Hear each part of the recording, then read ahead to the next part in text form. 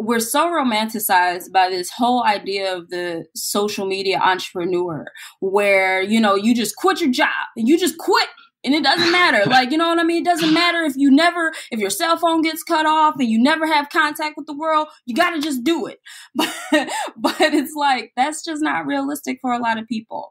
And I think that we need to really kind of get that message out of you are following your dream if you are using your brain and growing your business while you have a job. You know what I mean? You should be, and it's like the job isn't just the safety net or the, this is what you trade your dreams for. It should be funding your business. And I'm a perfect example for that.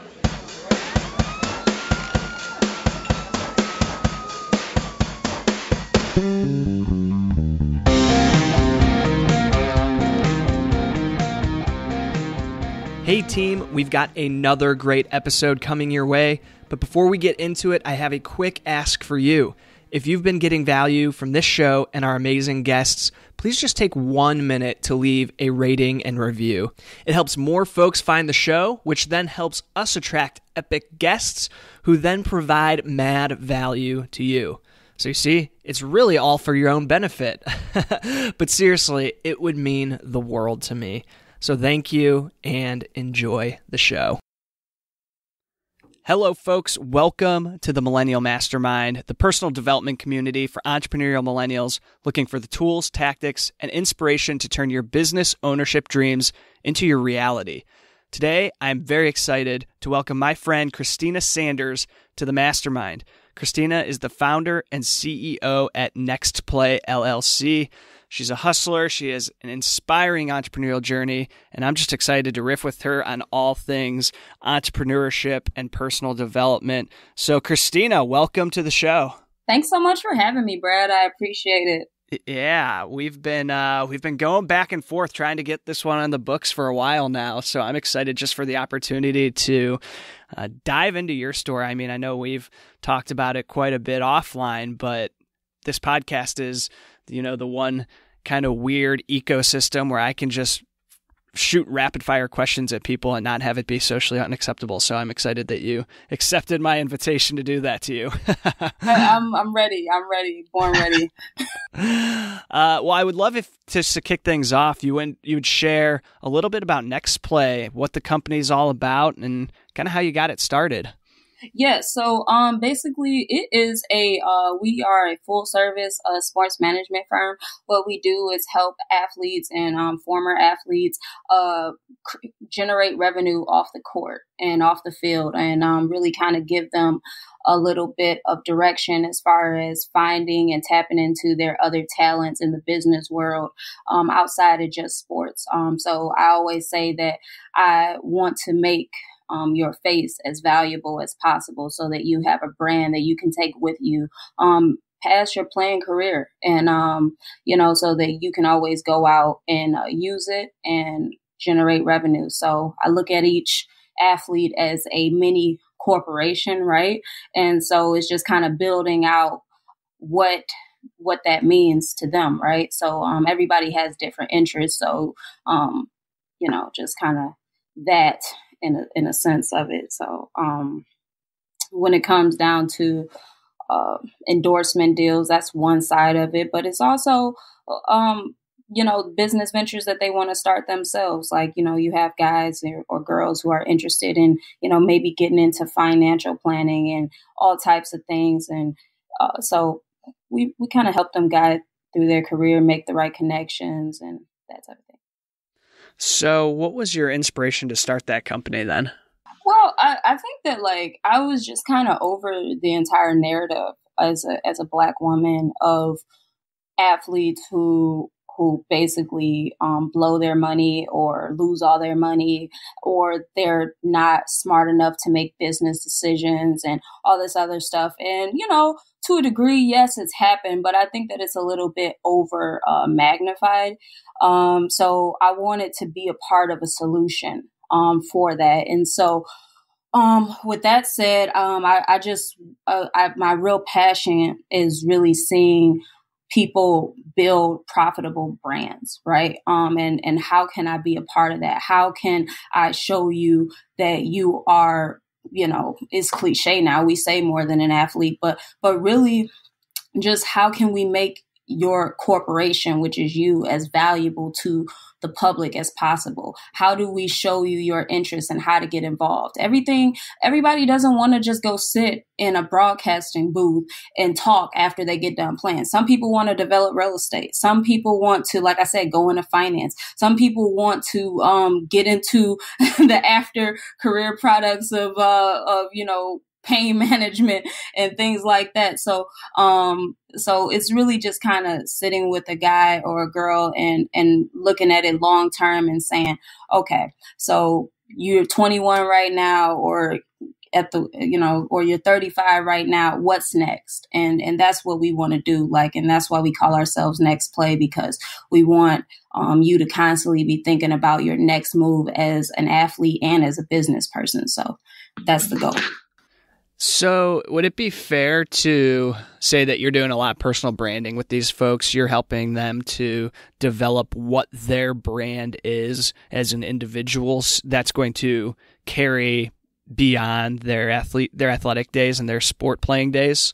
Absolutely. Absolutely. And I want them to be comfortable in that role as well, because we like to create partnerships where it's truly a partnership, not just you hold a photo and then you go and take a blurry photo of it on social media and hashtag ad and then get a check. We want to go beyond that. We want to sit down with our companies and the different corporations that we partnership, and we look at it like a business relationship. What do you need? What do I need? Well, how can we bring both of our talents to the table to create a partnership that really resonates with your consumers, right? Because everybody isn't right for everything, right? So, and that's the big thing that we don't do. We don't have these displaced partnerships where you just slap a guy or a girl's face on something and then it feels a little forced. And I feel like, as millennials,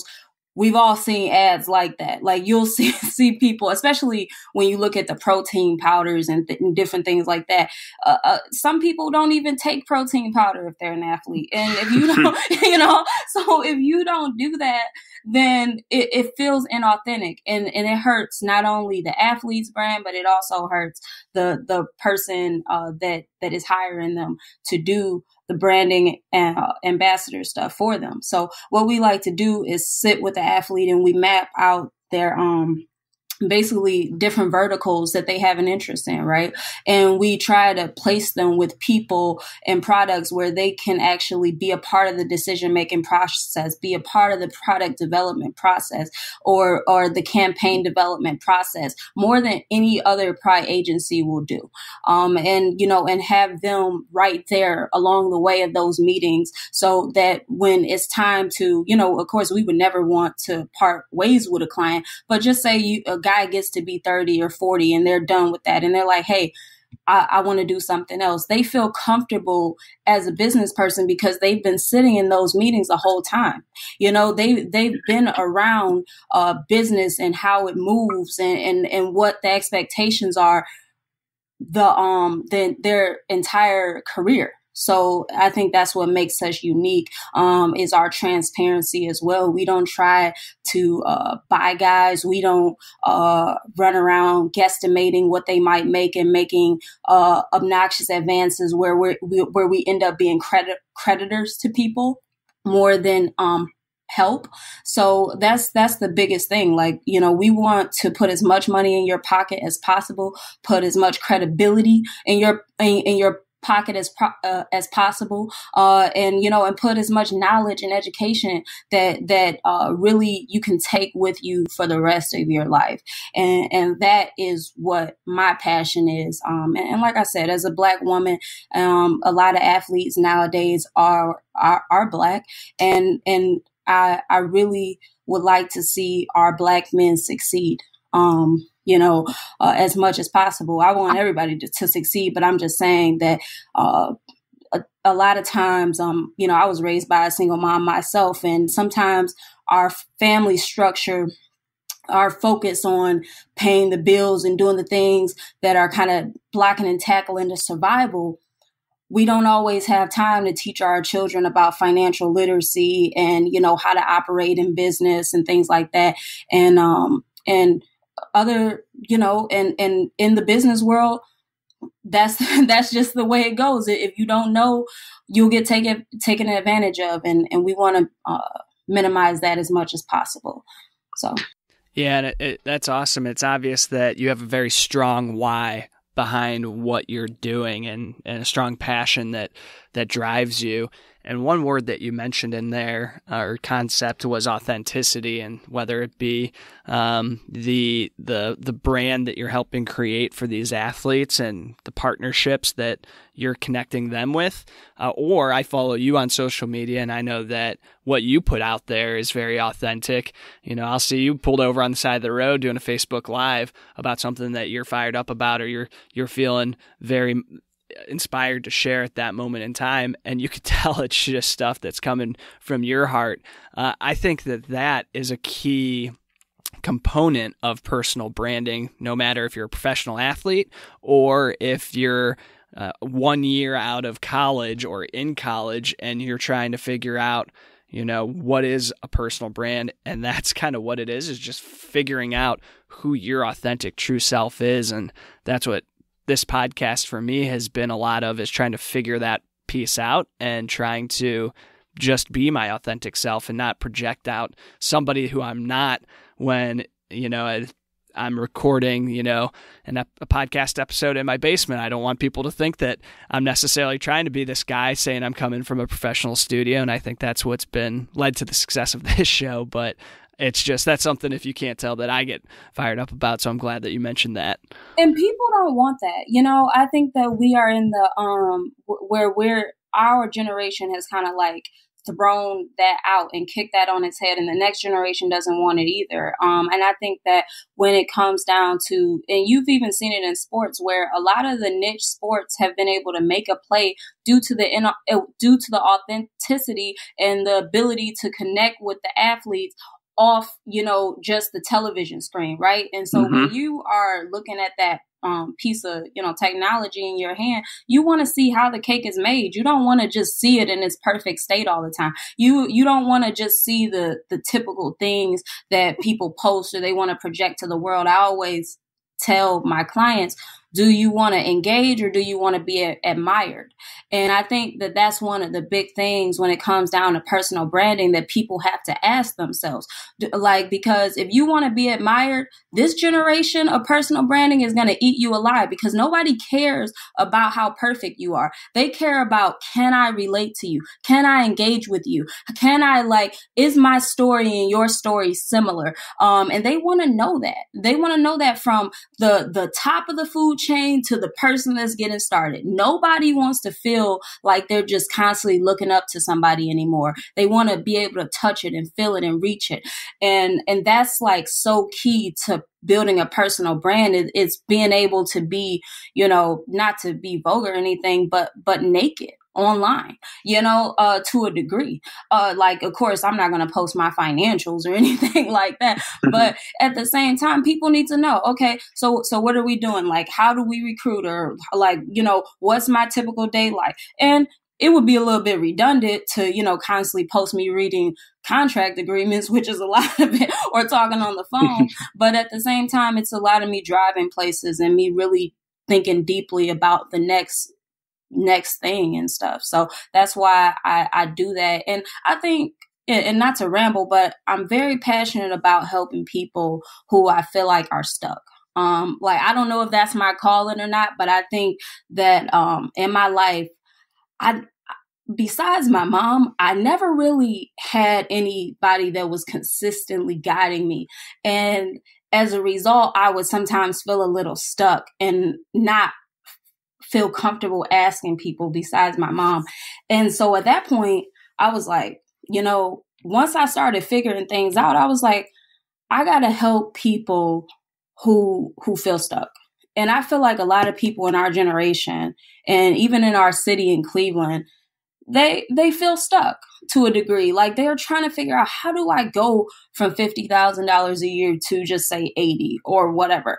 And it's like, and there's simple things in our lives that's holding us back. It's not even the technical skills. It's a lot of it is mindset. And that's why I spend a lot of time with that. Because I'm just so passionate about it. So no, I think that's so important. And you're so right. A lot of it is just mindset, and it's something that you don't learn in school. It isn't really talked about.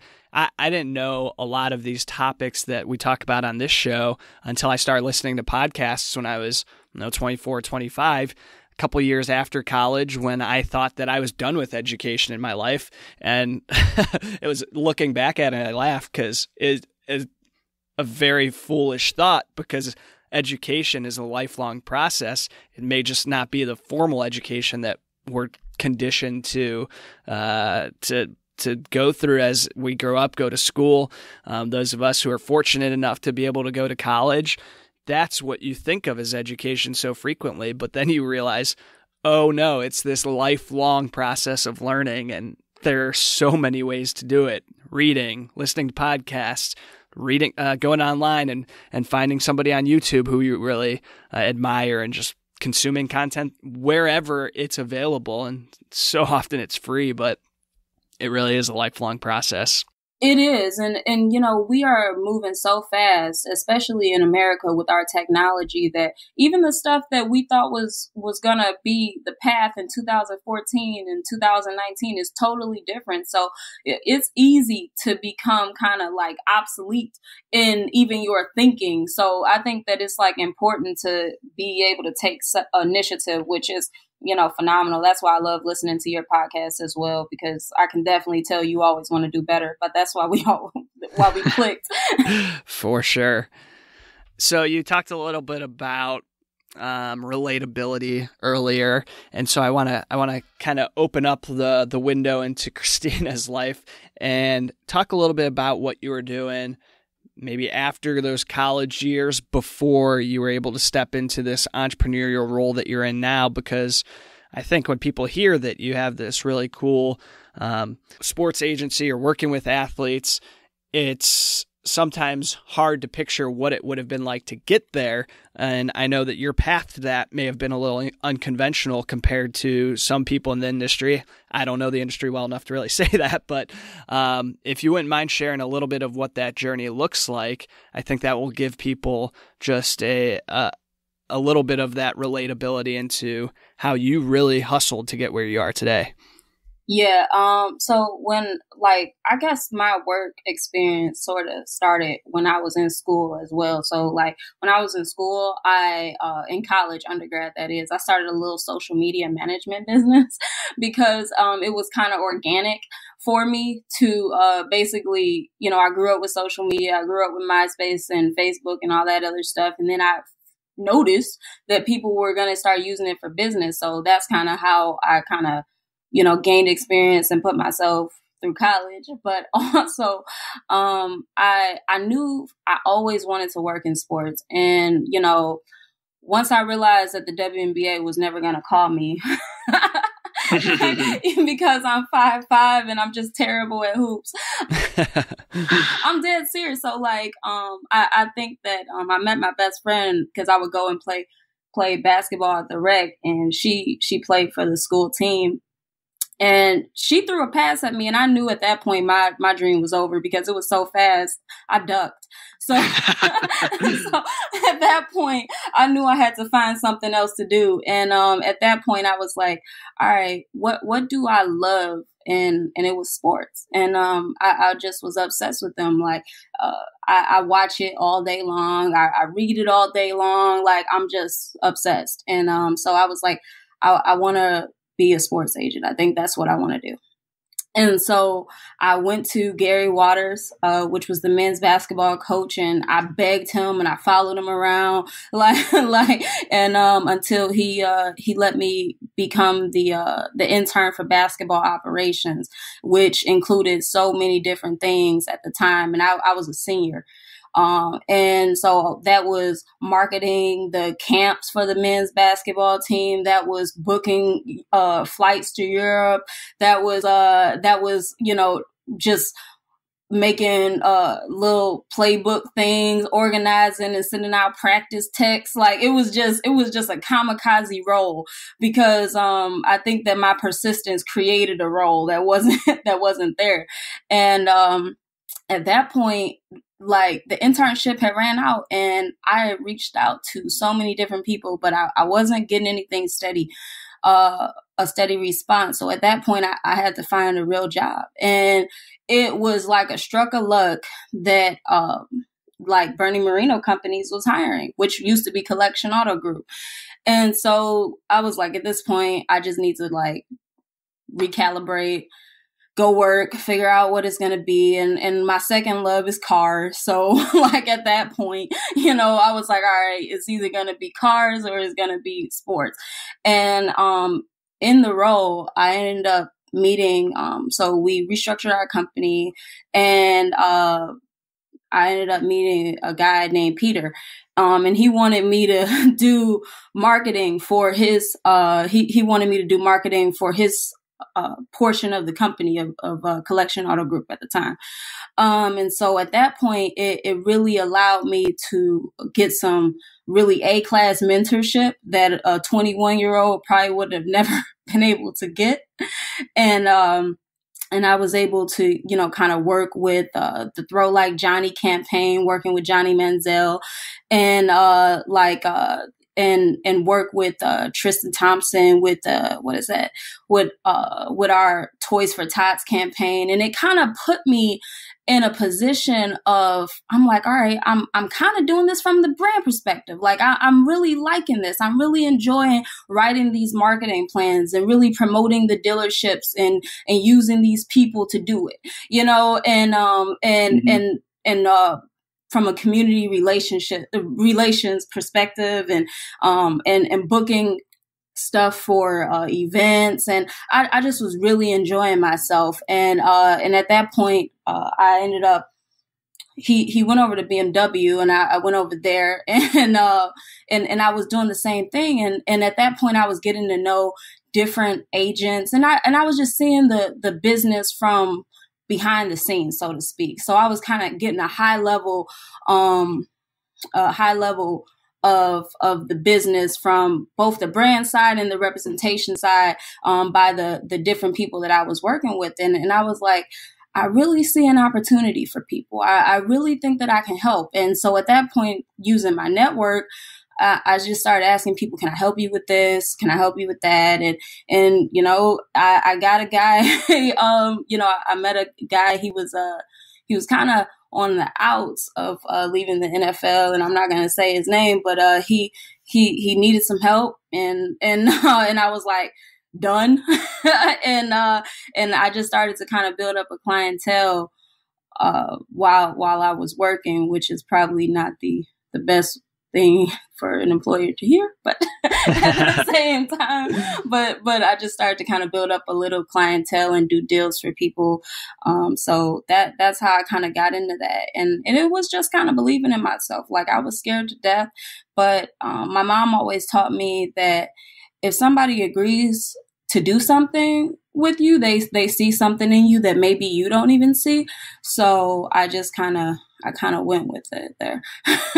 I love it. Well, and I think the fact that you started kind of building up that clientele, starting that business while you're still have the quote unquote safety blanket of a job that gave you the flexibility then to take more risks on the business side as you're just getting started.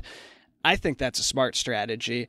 I know just with me and my risk levels, everybody has a different risk tolerance, but that, especially now that I'm married, looking at starting a family in the coming years in terms of kids and things like that, it would be harder for me to just dive into something without testing the waters, without knowing that there's a real opportunity there, that I can actually do it. And so that's why, for example, with the podcast and with the business that is growing from it, it's given me the opportunity to kind of dip my toes in the water, and more than anything else, just prove that there's a market for the services that I want to be able to provide. So I think it's a very smart approach. Exactly. And I think that one thing, my mom wasn't even an entrepreneur. My dad was, but my mom is so smart. And she always kind of sees the what if side of things. And I think that that kind of helps me, because she always taught me to have a job, because she's like, what if it's a great idea to you and everybody hates it? And I think Yep. her realness about that was it just helped me so, because I think that nowadays, especially people our age, we're so romanticized by this whole idea of the social media entrepreneur, where, you just quit your job and you just quit. And it doesn't matter. You know what I mean? It doesn't matter if your cell phone gets cut off and you never have contact with the world, you got to just do it. But it's that's just not realistic for a lot of people. And I think that we need to really kind of get that message out of, you are following your dream if you are using your brain and growing your business while you have a job.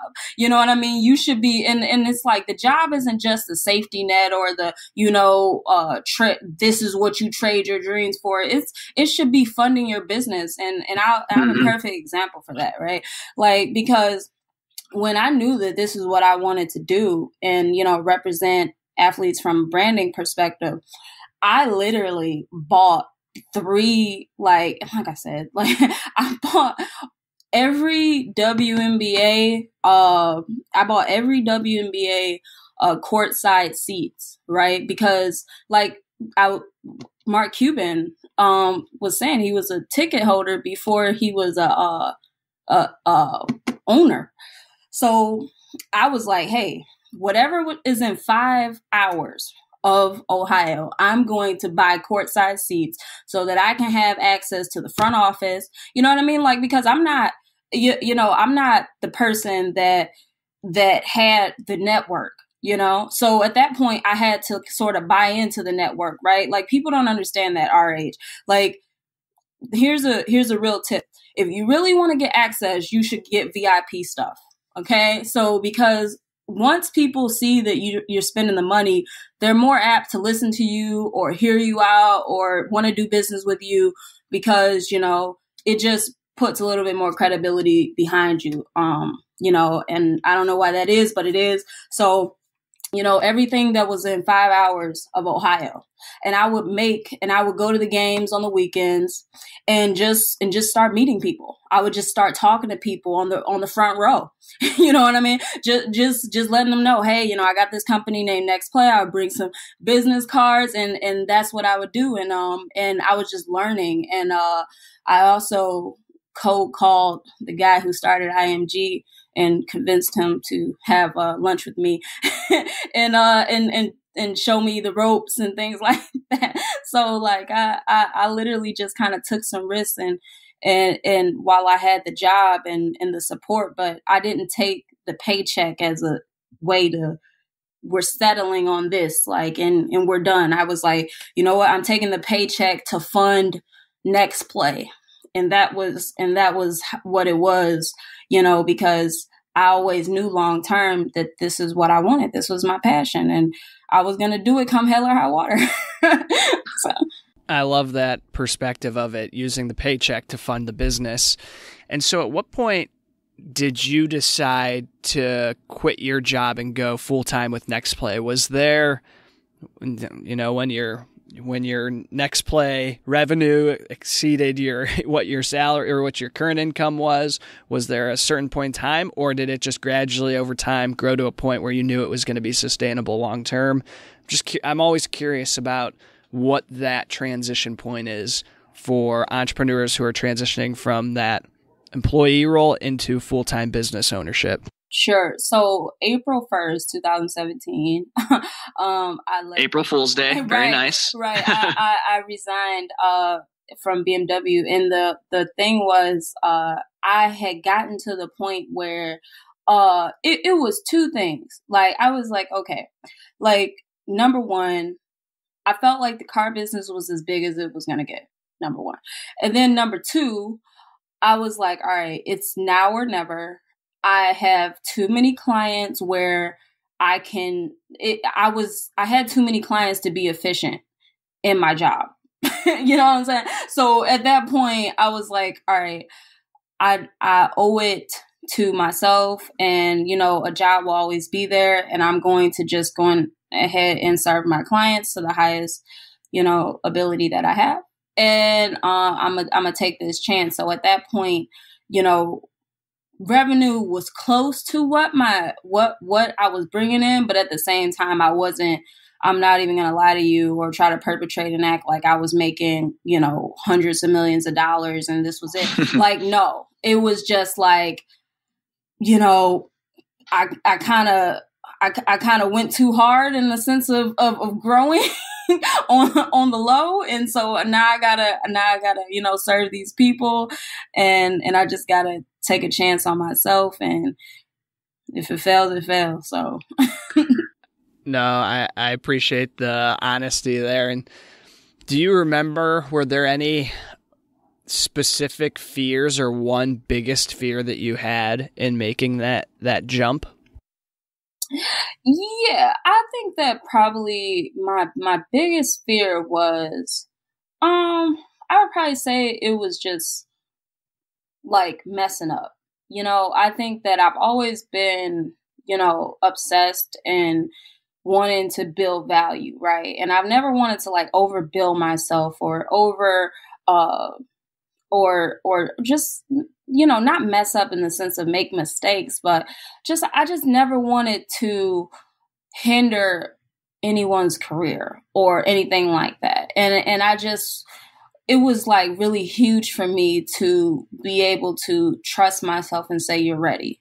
You're ready to guide these people, you know. And I think from a brand perspective, I have been doing that, you know, with the car dealerships, but I was really great guiding their brand strategy. But it was different, and it was different because it's different when you go out to the showroom and you see a car that you're marketing, and when you are sitting down with a guy and his wife, and he's looking at you to be the answer. You know, and it's like, or you're sitting down with a family, and that just always, you know, if you're any type of person, it's gonna weigh on you, you know. So like, I think that I just wanted people to be safe with choosing my company and myself, and that was it. I think that was kind of my biggest fear of, I just wanted to bring value. Yeah. No, I could totally see that. And is that a fear that you still face, or is that something that you've overcome as you've, you know, led people to successful businesses, post athletic careers, and the things that you've been able to do? I would probably say that it's always something that I always think about, because, and I don't think it's something that's ever going to go away. In my experience, that just always mattered to me. I think that I know my own story. I know what it's like, and I see myself in a lot of the people that I work with and do business with, because like I said, like, unfortunately, that the African American experiences is very similar for a lot of families, you know, single mother, things like that. And it weighs on you if you're any type of a person, or even if you're not. I just feel like you should want to bring value to your clients. Like, that's just the way I feel. And that's just always something that I'm always thinking about. Am I bringing value to the brand? Am I bringing value to my clients? Like how can we do this better? How can we be more efficient and really helping this guy? What do they really need? Because I think that was one of the big things that I learned when I was working in cars, because, you know, a client may come in and they want this or that, but they really want this. And it's like, and it's really up to you to kind of identify what the pain point is for that client. And I think that that's the thing that I'm always looking at, like what does that guy or that girl really, really need? You know, like, because for some people, it's like, Yeah, you probably don't need that. Even if they come and they ask for that, I want to be everywhere. I want to be on billboards. Is that what you really need? Or you know what I'm saying? So it's just like, so that's one of the big things for me, is really always being conscious of being in tune with clients and potential clients, and what was needed and what's possible. And I think that's just going to lead to more success when you truly have your client's interest or your customer's interest in mind and at heart. That comes through, and that's what results in successful business relationships, personal relationships, the type of stuff that people then are going to go recommend you, and that's applicable no matter what business you're in. And if you can really work with somebody with your client's interest at heart, that's going to what builds the most success for them, which ultimately results in the most success for you. So I think that's a great approach. Right. And I think that for so long, just like with cars, I think that a lot of this industry has just gotten a bad rap because it is so, it's a lot of people who, just like people assume, like, because it's not true. It's a lot of good people in this industry, but a lot of times people assume that it's going to be fast talking and people who care about the check more than they do their clients, and this, that, and the third. And it's not, or the person that doesn't pick up for you when you're no longer profitable for them. And we just want to change that narrative. We want people feeling safe to leave their career and their image with us. So like, I think that that's one of the things. And I feel like we live in a day and age of social media where you can't really be sort of self-centric in a sense. You can't do that. Like, that's just not okay. Mm-hmm. Like, I mean, you should always be thinking about what's the right thing to do for your client. And like I said, going back to what my mom told me, like, everybody's not going to like what you think is a great idea. Like, what you think works for you isn't what works for everybody. And it's really being humble enough to put your ego aside, or whatever it is that you think is right as a human being, and say, you know what? Let me listen to a different perspective, and let me see where that person is coming from. What's driving that statement? What's driving their motivation? So, because it's like, so many people just don't listen. They just don't listen, man. And it's like, they come with this plan is going to be this, and this. And, and you see it all the time, it's going to be Nike, it's going to be this, it's going to be that. And it's like, okay, but I like dogs, and you're missing a whole different thing where they could be just say, somewhere else doing what they love. And I think that's why you see a lot of people feeling so after their career, not like they can be their own person, because they were told how it was going to go from 6 years old to 32. And that's just not fair to people. Yeah. So you've obviously successfully made that transition to having your own business, really starting to live your own life. I mean, you've always had the plan in mind and you've executed on that. But what advice would you give to other millennials who are listening to this, who are interested in entrepreneurship, interested in starting their own business, but just haven't made that jump yet, haven't started really working towards that and like just picking something and going with it? What advice would you have for those folks? I would probably sit down, because I think a lot of times people who fail to pull the trigger on things either have too many ideas or are scared. And I would sit down and figure out which one it is. And if you have too many ideas, I would think to myself and say, you know what can I do that I can bring the most value to and that's profitable? Because I think doing what you love, you can always do what you love. I think people don't realize that. Like, because when you bring value to something, you will like it.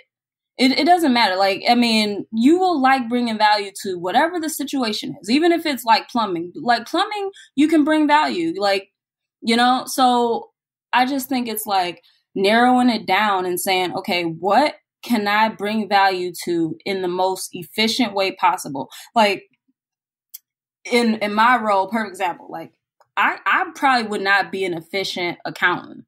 Like, I just would not be. So, you know, like it wouldn't make sense for me to go, even if I had an interest in accounting, to go for that. So it's like, so what else can I do that I'm good at, in the sense, and that I can bring real value to? And if you're scared, I would just simply understand that, I want people to understand, which is really important to me, is that there is so much mediocre out here that is so loud. And the marketplace is really craving authentic people who want to do the right thing and bring the value and back up what they say that they do. So most of the time, if you're scared, that's a good thing, because that means that you care. So I wouldn't let the fear control me. I would literally say, you know what, this is a good sign. It means that I give a shit. Excuse my language. But because there's so many people who are just all over the megaphone right now, all of social media, that truly don't give a shit. And people can feel that. They can feel that. They're like, you know what? That's why you see people sit on the sidelines. They may like it, or you might see they have a lot of followers, but at the same time, they can read the bullshit. And the people that are sitting on the sideline that are scared have the most to bring to the world. And if you really, you know, tap into that and understand that the fear is care, it isn't really fear, and go forward with that, because the marketplace is truly craving whatever it is that you fear bringing to the table. Hell yes. Preach. Chrissy, I think people are going to be loving our conversation. I know this has been a fun one for me. Where would you point people if they want to learn more about you or your business or connect with you? Yeah, so you can connect with me on social media. So CHRS is I Sanders, Chrissy Sanders everywhere, or you know, shoot me an email, Christina@teamnextplay.com. I answer every email, and I definitely love to hear from people, and you know, I'm not out of touch, so I'm always happy to sit with people and help any way that I can, because like I said, it's super important to me, because I've been there not having people to go to when I really, really need it. So I'm definitely there for people. I love that. That's super generous. I just want to thank you for hopping on today. I think that this was a great conversation. There's a lot of nuggets packed in there, and I just love talking about this stuff, and I know you do too. So it just made sense that we finally record one of these chats. I appreciate you having me.